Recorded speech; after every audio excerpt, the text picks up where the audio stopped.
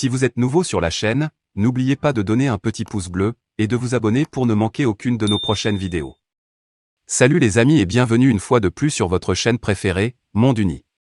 On commence. Depuis le premier coup d'État d'Assimi Goïta, le Mali est aux mains de militaires qui continuent de forger leur légitimité sur l'unité nationale autour de leurs personnes et de leurs actions sécuritaires. Deux arguments qui, pour le CESA, sont loin de la réalité. Dans une étude publiée en avril, le Centre d'études stratégiques pour l'Afrique, CESA, une organisation américaine proche du Pentagone, a dressé un bilan des actions de la junte malienne. Selon cette analyse, les résultats obtenus sur le terrain contrastent fortement avec les discours officiels. En effet, le rapport indique que le pouvoir malien actuel a, dès ses débuts, bâti sa légitimité sur la nécessité de rétablir la situation sécuritaire, la justice et la démocratie dans ce pays ouest-africain. Or, poursuit-il, ces trois secteurs semblent ne s'être jamais portés aussi mal que depuis le putsch des militaires.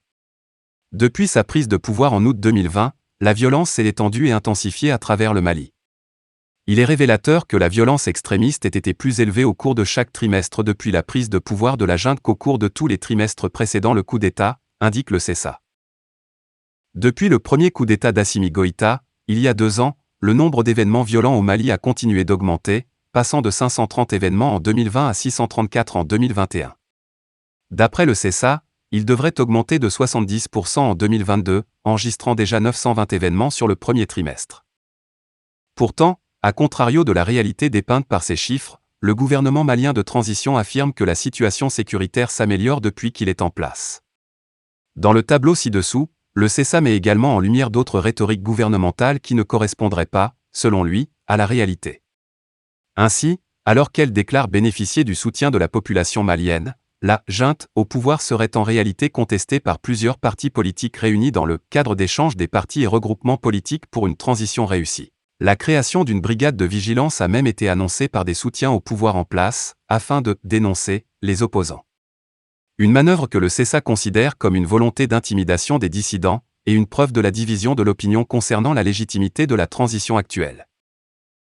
Cette analyse du CESA intervient dans le contexte des tensions qui opposent le Mali, désormais ouvertement soutenu par la Russie, à plusieurs pays occidentaux, la France en particulier.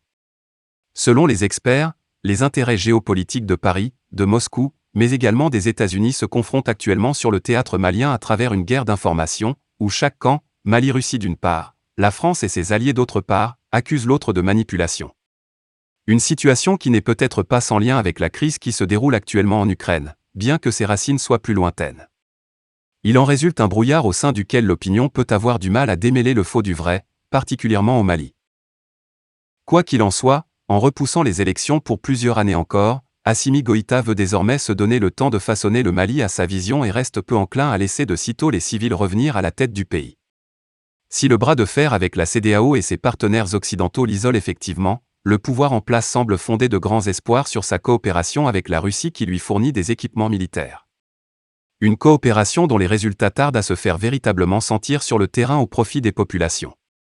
Abonnez-vous à la chaîne si ce n'est pas encore, partagez la vidéo avec les amis si vous l'avez trouvée intéressante et à très bientôt pour de nouvelles vidéos. Merci.